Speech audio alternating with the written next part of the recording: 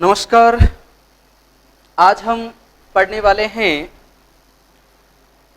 राजस्थान के भौगोलिक पार्ट अरावली के अंदर अरावली की पहाड़ी से जुड़ी हुई अन्य पहाड़ियाँ, अरावली के अंदर स्थित दर्रे और अरावली पहाड़ियों के आसपास जितने भी पठार हैं उनके बारे में हम लोग बात करने वाले हैं।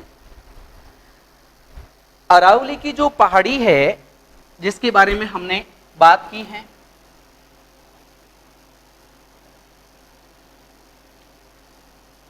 अरावली की जो पहाड़ी है, इस अरावली की पहाड़ी से जुड़ी हुई अनेक पहाड़ियां हैं।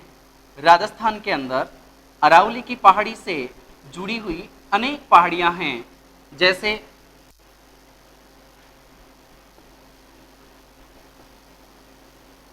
मालखेत पहाड़ी, जैसे हर्ष पहाड़ी, जैसे नाथ पहाड़ी, जैसे हर्षद माता पहाड़ी,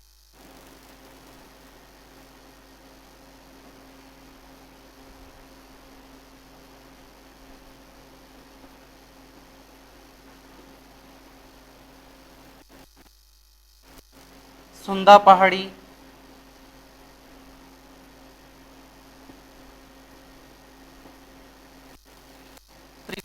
पहाड़ी,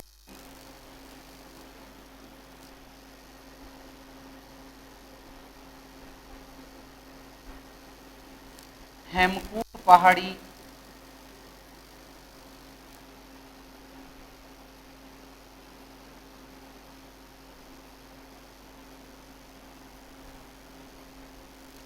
या टूक पहाड़ी,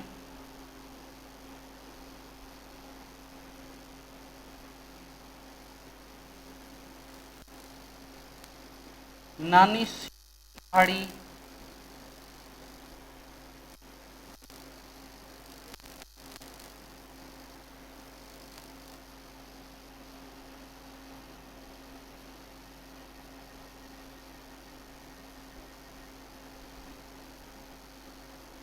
विठली पहाड़ी,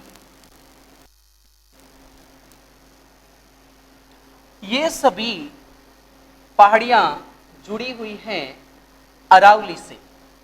मालखेत की जो पहाड़ी है वो सीकर के अंदर आती है। हर्ष की जो पहाड़ी है ये भी सीकर में आती है। हर्षनाथ की जो पहाड़ी है अलवर में आती है। हर्षित माता की पहाड़ी जो है दौसा में आती है। सुंदा की जो पहाड़ी है जालोर में आती है। त्रिकूट जो पहाड़ी है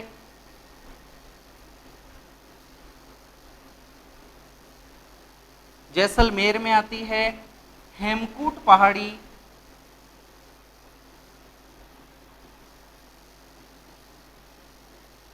राजसमंद में आती है। चिड़िया टूक पहाड़ी जोधपुर में आती है। नानी शिरडी की पहाड़ी पाली में और विठली पहाड़ी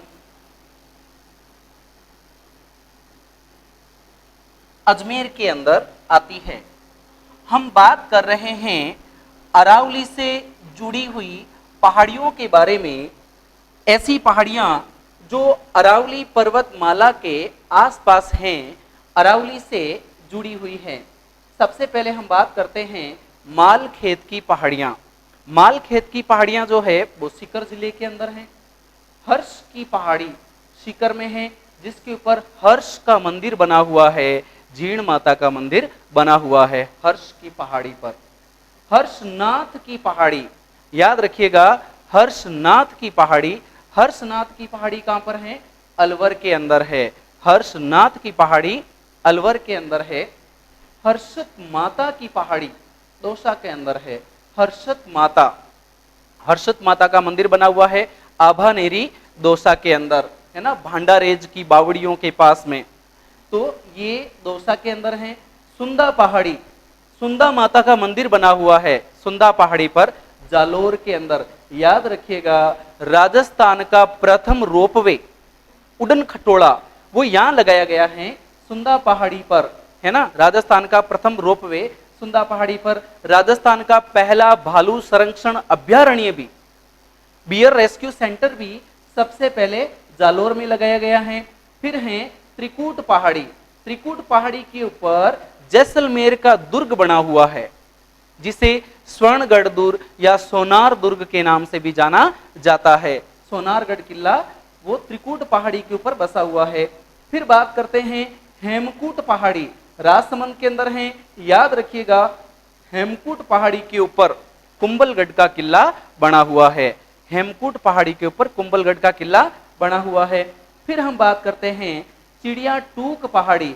चिड़िया टूक पहाड़ी जोधपुर में है। इसके ऊपर जोधपुर का मेहरानगढ़ दुर्ग बना हुआ है।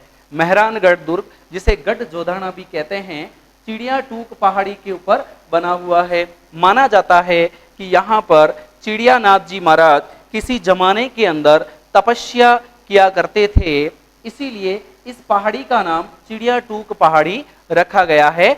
और यहाँ पर जो गढ़ है मेहरानगढ़, वो जोधपुर में बना हुआ है। फिर बात आती है नानी शीरडी की पहाड़ी। पाली के अंदर स्थान पड़ता है सोजत।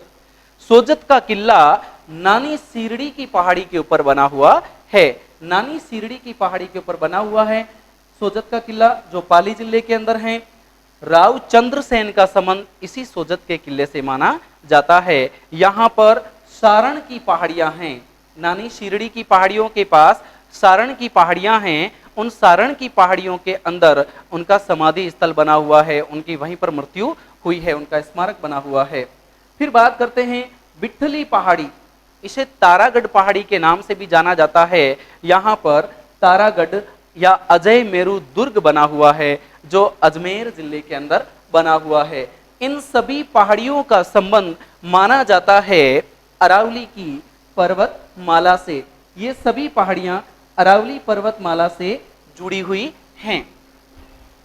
इसके अलावा भी कुछ पहाड़ियां और हैं जो जुड़ी हुई हैं अरावली से। 10 पहाड़ियों के बारे में हमने बात कर ली। आगे बात करते हैं, जैसे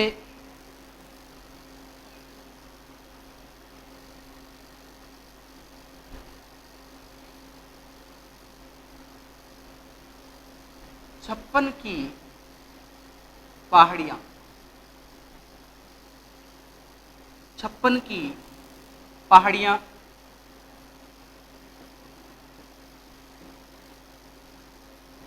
सारण की पहाड़ियां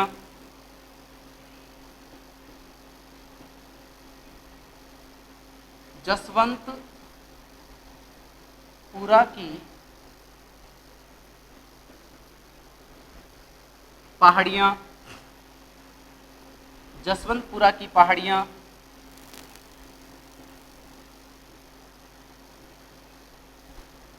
लोहागढ़ पहाड़ी। इन पहाड़ियों का संबंध भी माना जाता है अरावली से। हम बात करते हैं कि 56 की पहाड़ियां कहां पर हैं। तो 56 की पहाड़ियां है भाई बाड़मेर के अंदर। 56 की पहाड़ियां बाड़मेर के अंदर हैं। फिर बात आई सारण की पहाड़ियां कहाँ हैं। तो सारण की पहाड़ी पड़ती है सोजत, और सोजत पड़ता है पाली के अंदर।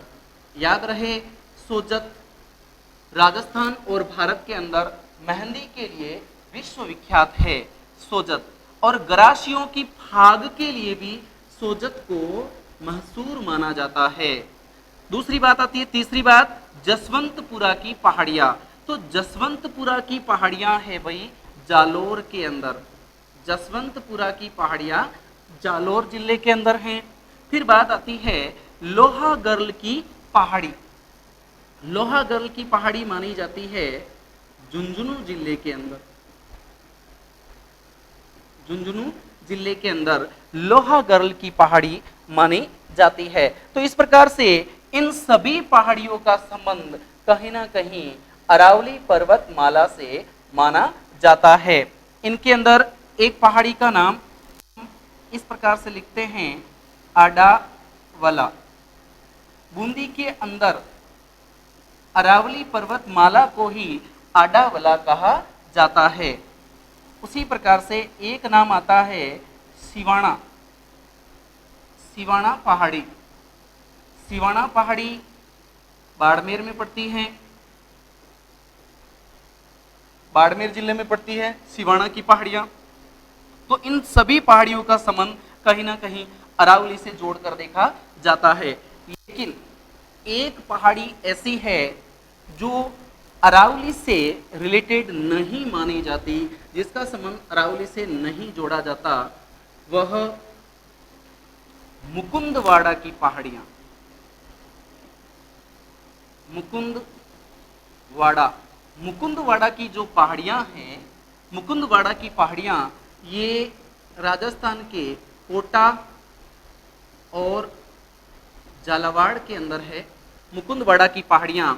और मुकुंदवाड़ा की पहाड़ियां जो है वो विंध्यन श्रेणी की मानी जाती है। विंध्यन श्रेणी की पहाड़ियां मानी जाती है। ध्यान रखिएगा, मुकुंदवाड़ा की पहाड़ियां, बढ़िया क्वेश्चन है। मुकुंदवाड़ा की पहाड़ियां किस श्रेणी क्रम की पहाड़ियां हैं? तो आपको बताना है कि यह विंध्यन श्रेणी की पहाड़ियां मानी जाती हैं। विंध्यन श्रेणी की पहाड़ियों के अंदर इनका नाम आता है। ये तो थी राजस्थान की ऐसी पहाड़ियां जिनको आप ध्यान रखेंगे जो अरावली से संबंध रखती है। अब हम बात करते हैं कि राजस्थान के अंदर जो ये अरावली पर्वतमाला है, इसकी अरावली की प्रमुख चोटियां,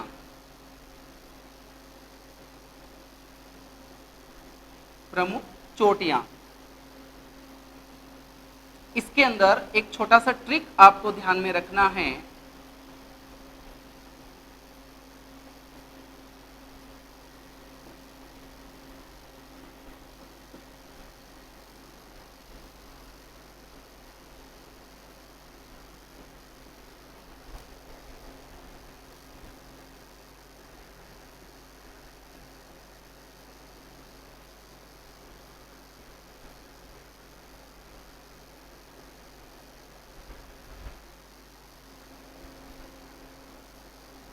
ये ट्रिक आपको ध्यान में रखना है।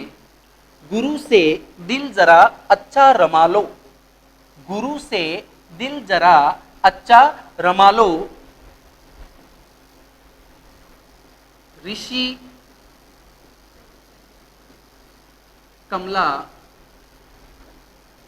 दमदम। इस तरीके से आप इसे याद कर सकते हैं। गुरु से दिल जरा अच्छा रमा लो, ऋषि कमला दमदम।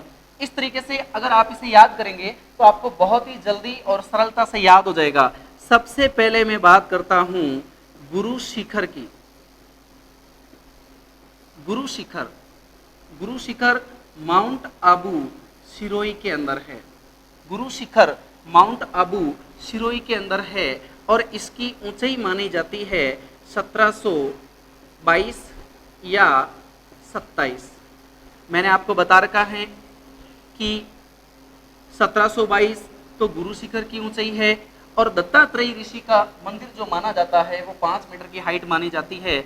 तो आपको इस तरीके से ये पूरा सेंटेंस ध्यान में रखना है। नंबर 2 पर, नंबर 2 पर यहां पर लिख देता हूं मैं शेर। शेर जिसकी ऊंचाई है 1597 मीटर। ये सभी मीटर में ऊंचाइयां हैं, मीटर। शेर, शेर भी कहाँ है? सिरोही के अंदर है। शेर, शेर भी चोटी सिरोही के अंदर है। फिर नंबर 3 पर मैं बात करता हूं, यहां लिख देता हूं दिलवाड़ा। दिलवाड़ा, दिलवाड़ा की ऊंचाई कितनी है? 1442 मीटर। दिलवाड़ा भी कहाँ पड़ती है?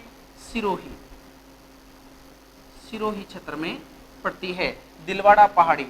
फिर बात आती है नंबर 4 पर, नंबर 4 पर जिसका नाम है जरगा पहाड़ी। जरगा पहाड़ी, इसकी ऊंचाई है 1431 मीटर। जरगा पहाड़ी, जरगा पहाड़ी कहाँ पड़ती है? उदयपुर के अंदर पड़ती है जरगा पहाड़ी, उदयपुर। और ऊंचाई कितनी हो जाएगी? 1431 मीटर। यहाँ तक हमारा ट्रिक क्लियर हो गया, गुरु से दिल जरा, यहाँ तक हो गया है। अब आगे चलते हैं। अच्छा, अच्छा का मतलब है अचलगढ़, अचलगढ़, अचलगढ़, अचलगढ़। अचलगढ़ जो है उसकी ऊंचाई कितनी है? 1380 मीटर। अचलगढ़ 1380 मीटर। और अचलगढ़ फिर कहाँ पर स्थित है? सिरोही के अंदर है अचलगढ़। अच्छा, यहाँ तक हमारी बात हो गई है 5। अब हम यहाँ पर लिख देते हैं आगे नंबर 6 पर। नंबर 6, नंबर 6 के अंदर आ जाएगा र, र से ऋषिकेश।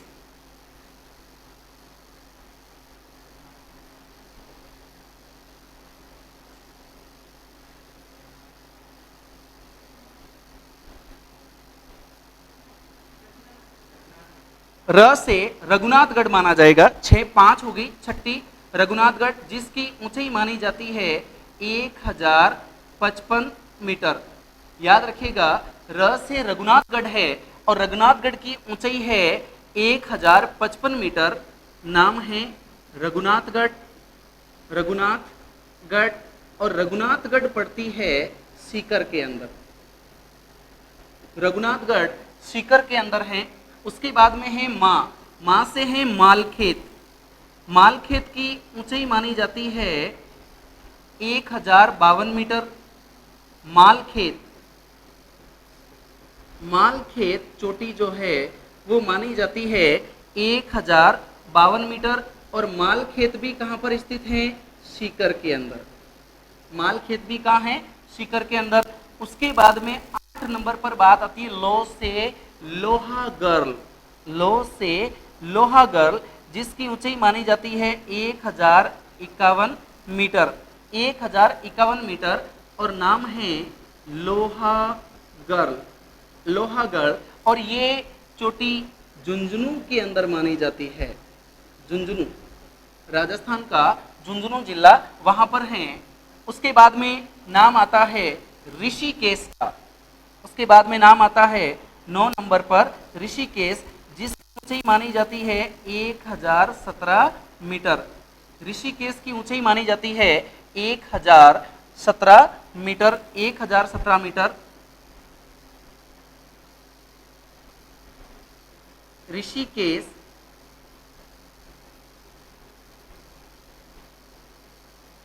ऋषिकेश इसकी ऊंचाई 1017 मीटर। और ऋषिकेश पड़ता है राजस्थान के सिरोही जिले के अंदर। ऋषिकेश पड़ता है राजस्थान के सिरोही जिले के अंदर। उसके बाद बात आती है कमलनाथ की पहाड़ी। 10 नंबर पर कमलनाथ की पहाड़ी 1001 मीटर। कमलनाथ की पहाड़ी 1001 मीटर। और कमलनाथ की पहाड़ी, कमलनाथ की पहाड़ी ये उदयपुर के अंदर है। कमलनाथ की पहाड़ी उदयपुर में मानी जाती है। और अंतिम रूप से हम लिखते हैं यहाँ पर दमदम पहाड़ी। दमदम पहाड़ी, इसकी ऊंचाई है 370.22 मीटर। 370.22 मीटर। पहाड़ी का नाम है दमदम पहाड़ी। और ये पहाड़ी पड़ती है भरतपुर जिले के अंदर। दमदम पहाड़ी पड़ती है भरतपुर जिले के अंदर।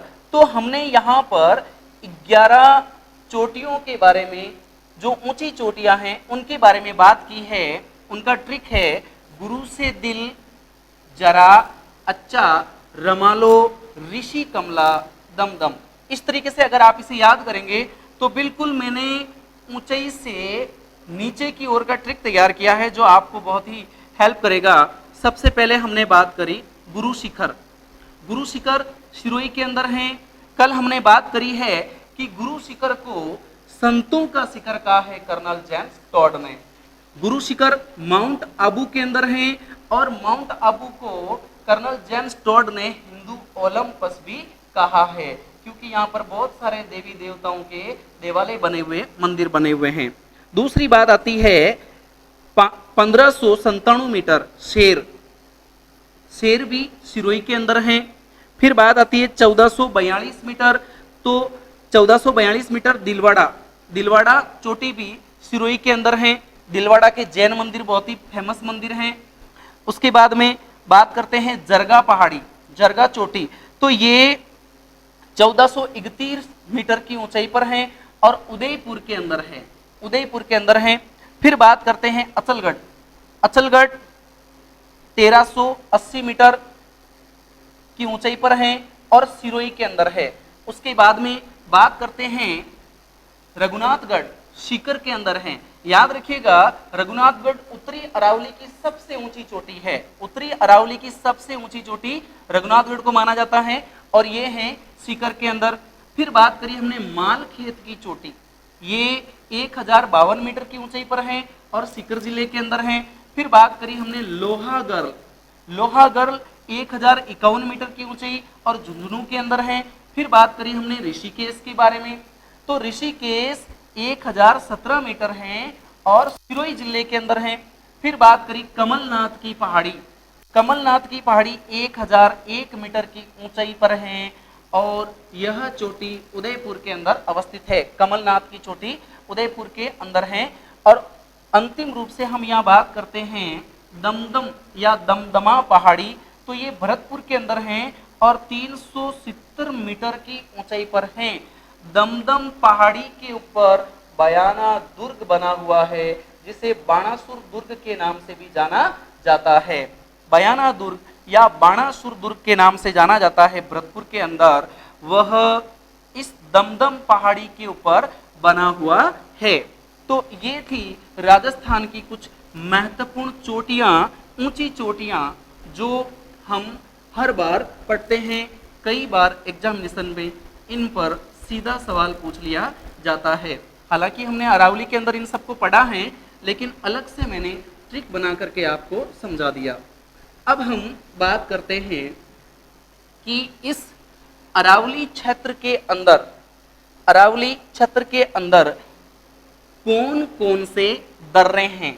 अब हम बात करेंगे दर्रों के बारे में। राजस्थान में तंग घाटियों को दर्रा या नाड़ के नाम से भी जाना जाता है। दर्रों को नाड़ भी कहा जाता है। जो तंग रास्ते हैं, जो तंग रास्ते हैं, जो घाटियां हैं, उनको नाड़ या दर्रों के नाम से जाना जाता है। नाड़ या दर्रों के नाम से जाना जाता है। अगर हम भारत के परिप्रेक्ष्य में बात करें तो भारत का सबसे ऊपरी दर्रा काराकोरम दर्रा है। सबसे ऊपरी दर्रा काराकोरम दर्रा है और भारत के सबसे दक्षिण के अंदर सैनकोट दर्रा है। सैनकोट दर्रा है।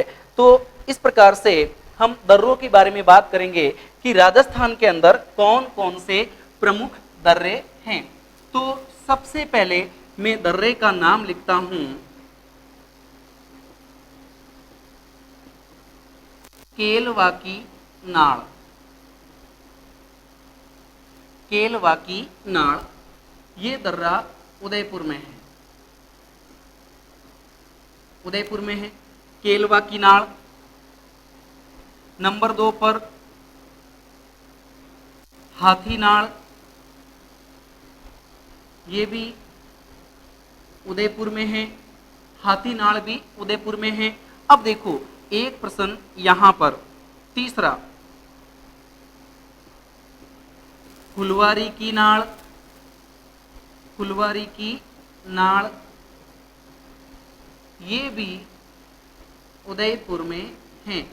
फुलवारी की नाड़ भी उदयपुर के अंदर है। चौथा दर्रा हाथी गुड्डा दर्रा, हाथी गुड्डा दर्रा, ये राजसमंद के अंदर है। हाथी गुड्डा दर्रा राजसमंद के अंदर है। अब देखो, हाथी की नाड़ उदयपुर में है और हाथी गुड्डा नाम आए तो आपको राजसमंद बताना है। हाथी गुड्डा दर्रा राजसमंद के अंदर है। फिर बात करते हम बरदर्रा।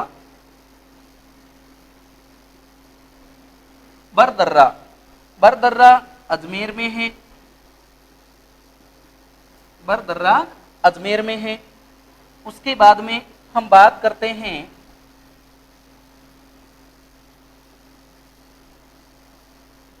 शिवपुरा या सूराघाट दर्रा। सूराघाट दर्रा तो ये भी अजमेर में है। अजमेर में है। उसके बाद 7 नंबर पर हम बात करते हैं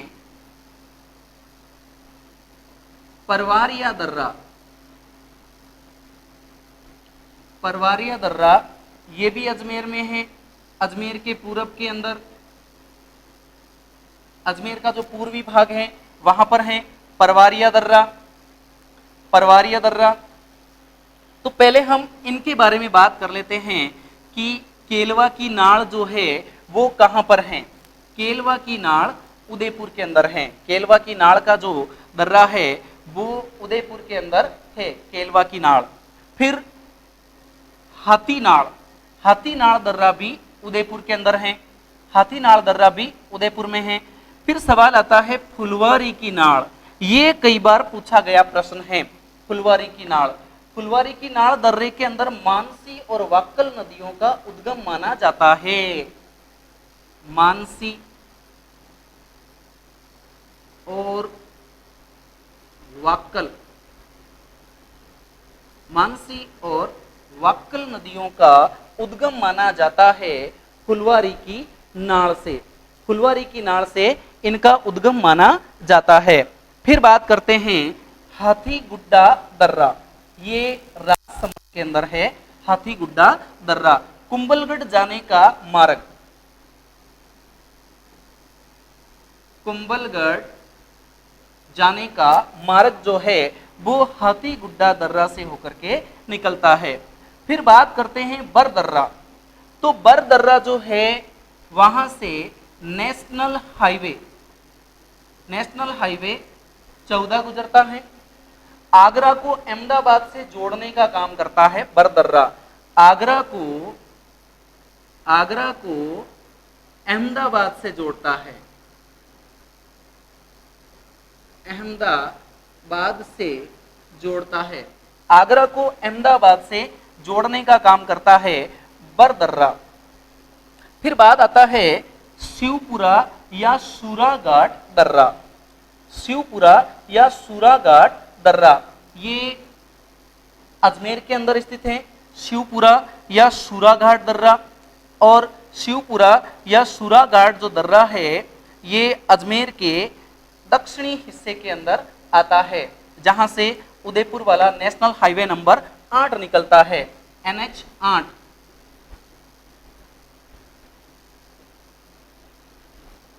ये दर्रा है। फिर बात आते हैं परवारिया दर्रा। परवारिया दर्रा, इसको कई बुक्स में पाखरिया दर्रा भी लिख दिया गया है। परवारिया दर्रा जो है ये अजमेर के पूरब में है। अजमेर से मसूदा को जोड़ता है। अजमेर से मसूदा को जोड़ता है। अजमेर से मसूदा को जोड़ने का काम करता है परवारिया दर्रा। तो इस प्रकार से इन 7 दर्रों के बारे में हमने बात की। आगे बात कर रहे हैं और दर्रे हैं जिनके बारे में। ये सभी दर्रों का संबंध कहीं ना कहीं अरावली पर्वतमाला से माना जाता है। ये सभी दर्रे अरावली पर्वतमाला से ही संबंधित है। आगे बात करते हैं हम 8 नंबर पर देसूरी की नाड़, देसूरी की नाड़। फिर बात करते हैं पगलिया या जिलवाड़ा की नाड़, नाड़। उसके बाद में बात करते हैं हम देसूरी की नाड़ हो गया, पगलिया या जिलवाड़ा की नाड़ हो गया। देसूरी की जो नाड़ है, ये देसूरी की नाड़ दर्रा जो है वो देसूरी पाली को, देसूरी पाली को चार भुजा राजसमंद से जोड़ता है, चार भुजा राजसमंद से जोड़ता है। ठीक है, देसूरी की नाड़ का जो दर्रा है वो देसूरी पाली में स्थित है और चार भुजा राजसमंद से जोड़ता है, देसूरी को चार भुजा राजसमंद से जोड़ता है। पगलिया की नाड़ या जिलवाड़ा की नाड़ ये मेवाड़ के दक्षिण में है, मेवाड़ के दक्षिण में है, दक्षिण में है, मेवाड़ के दक्षिण में है और राजस्थान को गुजरात से जोड़ता है, राजस्थान को गुजरात से जोड़ने का काम करता है। फिर बात करते हैं हम अगला दर्रा कामली घाट, कामली घाट या गोरम घाट, गोरम घाट दर्रा, कामली घाट या गोरम घाट दर्रा। कामली घाट या गोरम घाट दर्रा जो है वो आप यूं समझिए मारवाड़ को मेवाड़ से जोड़ता है, मारवाड़ को मेवाड़ से जोड़ता है। यहां पर अगर मैं बात करूं मारवाड़ जंक्शन पाली, मारवाड़ जंक्शन पाली से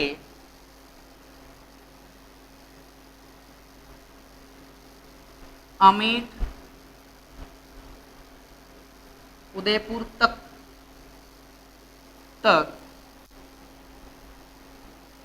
मीटर गेज रेल चलती है, रेल चलती है। मारवाड़ जंक्शन पाली से आमेर उदयपुर तक मीटर गेज की रेल चलती है, उससे कनेक्टेड हैं। याद रखिएगा कामली घाट और गोरम घाट दोनों दर्रे राजसमंद में आते हैं, राजसमंद जिले में आते हैं। कामली घाट दर्रा और गोरम घाट दर्रा दोनों ही दर्रे राजसमंद जिले के अंदर आते हैं, मारवाड़ को मेवाड़ से जोड़ने का काम करते हैं और मारवाड़ जंक्शन पाली से आमेट उदयपुर तक मीटर गेज की रेल लाइन जो है वो यहाँ पर बिछाई हुई है और बारिश के समय यहाँ पर बहुत ही सुंदर नज़ारा बन जाता है। आप सभी को वहाँ घूमने जाना चाहिए, बहुत ही शानदार नज़ारा है। आगे हम बात करते हैं, ये तो हो गई राजस्थान के प्रमुख दर्रे। ये अभी तक जितने भी दर्रे पड़े हैं ये सभी के सभी दर्रे जो है वो अरावली पर्वतमाला से जुड़े हुए हैं, अरावली पर्वतमाला से जुड़े हुए हैं।